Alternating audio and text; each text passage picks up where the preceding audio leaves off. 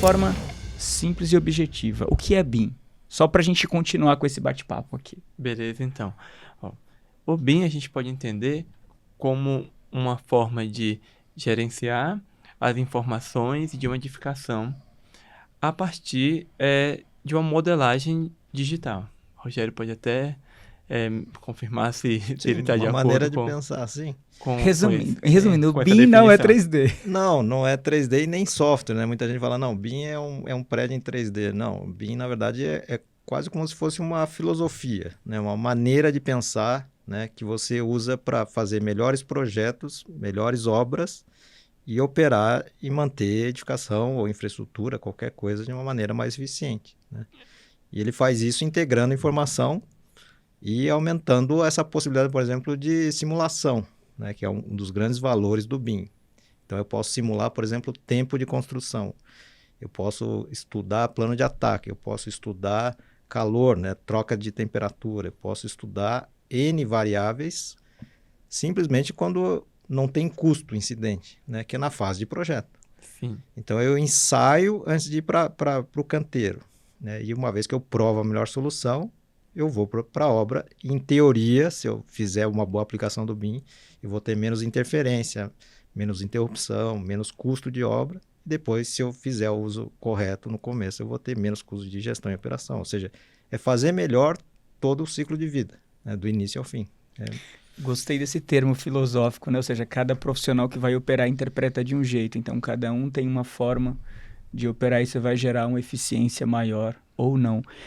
Sua próxima pergunta, André. Só complementando o que esse último ponto, né, sobre o BIM, uma coisa que a gente sempre fala lá na empresa quando vai ter um start de um novo projeto em BIM.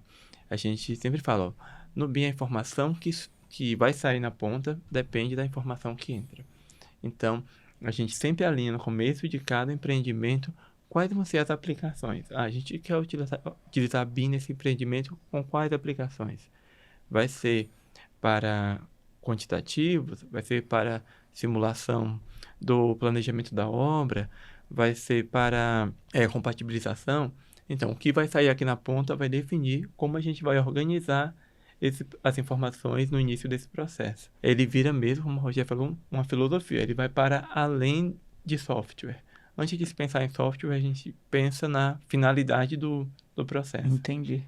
Mas... Muito obrigado pela aula, assim, olha, Imagina. há muitos anos que eu vivo nesse mercado de arquitetura, engenharia e construção, acho que pela primeira vez eu tô entendendo, de fato, o que é o BIM. Pode ir com você, André. Então, como até você comentou, existe um certo desconhecimento, principalmente por quem deveria ser o maior interessado disso, né, pensando na área de gerenciamento de ativos, que é o proprietário da edificação, um desconhecimento das vantagens de aplicar o processo da maneira correta, né, a gestão da informação da maneira correta.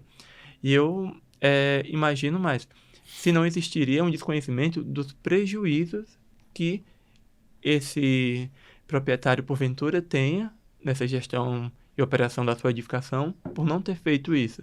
Aí eu queria pedir para o Rogério explicar um pouquinho sobre quais são os eventuais prejuízos que ele vê em muitas dessas edificações, na gestão delas, e quais são os benefícios que a aplicação dos processos BIM e de um gerenciamento de ativos mais integrado trazem. Sim.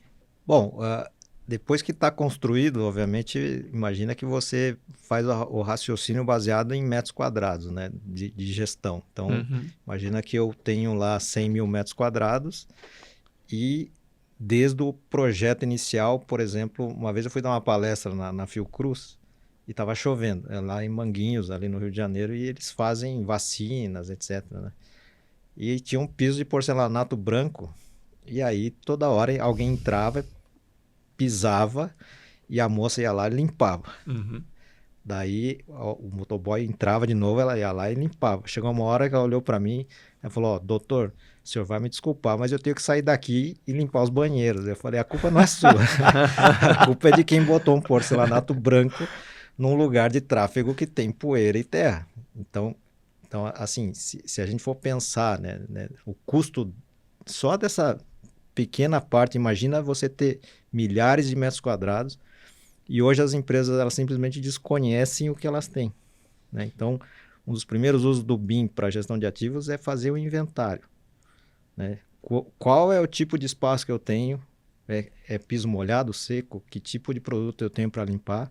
Para, por exemplo, fazer a contratação de serviço, né? Depois, a parte de energia, sem dúvida, é um dos maiores custos que a gente tem, né? E quando a gente fala de energia, não é só refrigeração, é iluminação, né? Segurança, etc. E muita gente usa mal o espaço. Então, a gente mesmo tem uma parceria com uma universidade aqui em São Paulo que ela tem um monitoramento de ocupação das salas e presença. Então, eles têm sensores que monitoram se tem gente na sala, se o ar-condicionado está ligado e se a luz está acesa. E quando não tem gente, mas um dos dois está aceso, eles disparam um alarme e eles têm um medidor de quantas horas a luz ficou acesa ou o ar está ligado sem gente. Sem gente, que interessante. Então, assim, esse é o futuro, né? Para onde a gente vai? Começar a fazer gestão em tempo real de tudo, né? Medir consumo, medir eficiência, né? Mas voltando para a questão do inventário, essa é a parte mais básica, né? Então, muita gente não controla garantias, né? Imagina que eu sou uma universidade, eu tenho centenas de milhares de computadores, né? Imagina se eu não... O monitor, ele queima e eu não sei se está na garantia que eu faço, eu tenho que dar aula, então eu troco, certo?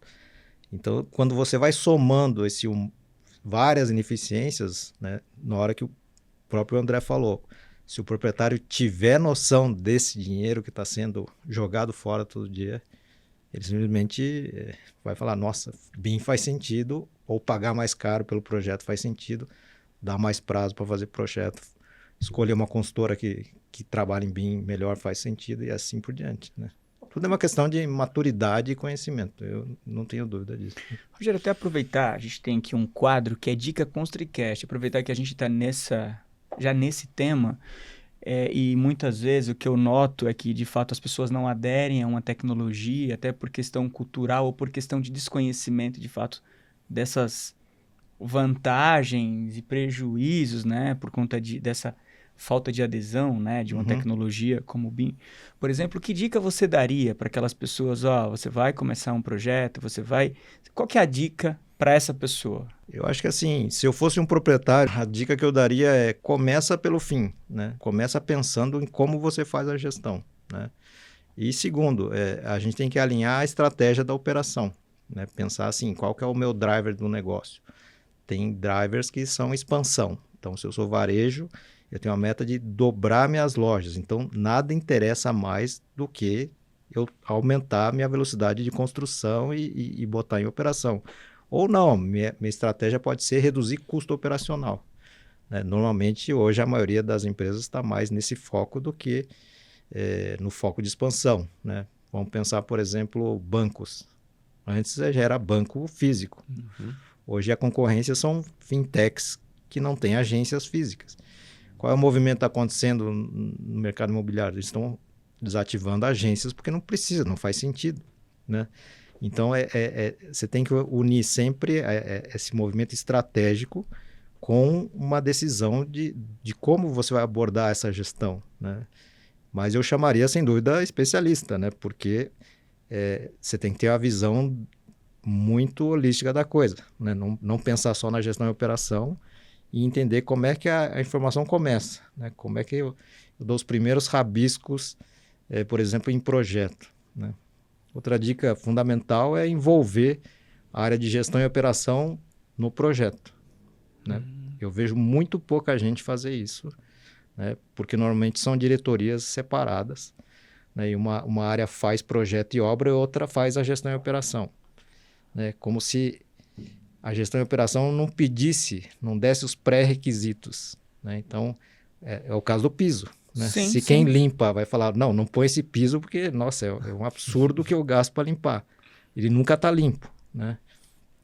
A gente mesmo faz um trabalho nas consultorias, nas empresas, e a gente coloca assistência técnica junto com o pessoal de projeto, porque eles já sabem, por exemplo, determinado piso, acabamento mancha, trinca. Então, como é que a gente evita aplicar esse mesmo material? evitando que ele especifique na fase de projeto. Na fase de projeto. E eu tenho uma outra pergunta, até pedido mesmo como dica também, ConstruiCache.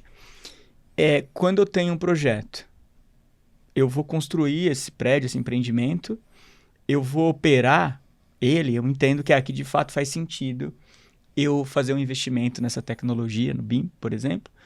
Agora, imagina que eu vou construir aquele prédio, só que depois eu vou passar, quem vai operar vai ser outra empresa. Uhum. Você já imaginou se essa empresa que fosse operar esse empreendimento exigisse a tecnologia BIM? Sim. Imagina, o que você tem de dica nesse sentido também? Bom, eu e o André mesmo, a gente participou de uma oportunidade dessa, do empreendimento no aeroporto, tempos atrás. E o próprio proprietário não tinha pedido isso no contrato, né? Mas ele que ia operar? Ele que ia operar. Só que o pessoal do André me chamou para até ver outras coisas e eu mesmo falei, por que a gente não provoca o proprietário para que ele nos contrate para entregar, né, as informações durante a obra de uma maneira organizada dentro de um software de gestão de ativos para que ele possa fazer a arrancada, né, gestão e operações com todas as informações dentro. Né? É algo que hoje, se você for olhar, quando você faz qualquer tipo de obra, empreendimento, como o proprietário não pede como ele quer, cada uma da construtora entrega o que ela quer do jeito que ela quiser. Né? E o que acontece, existe uma curva inicial para você poder usar essas informações que leva anos. Uhum. Né? E o proprietário está perdendo a oportunidade violenta de reduzir esse tempo. Né? Imagino.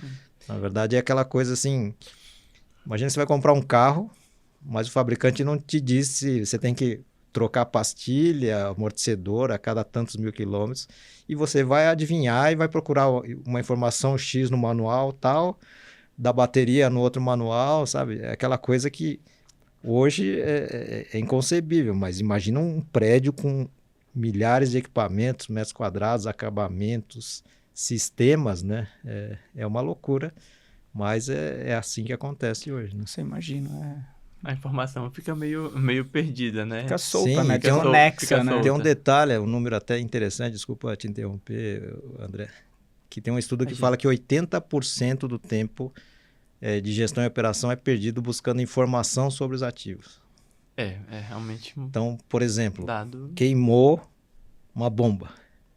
Até você procurar onde está o projeto, ver a especificação, ver se está na garantia, se não está, quem instalou, porque às vezes a garantia é do fabricante, às vezes a garantia é do instalador, às vezes a garantia é da construtora.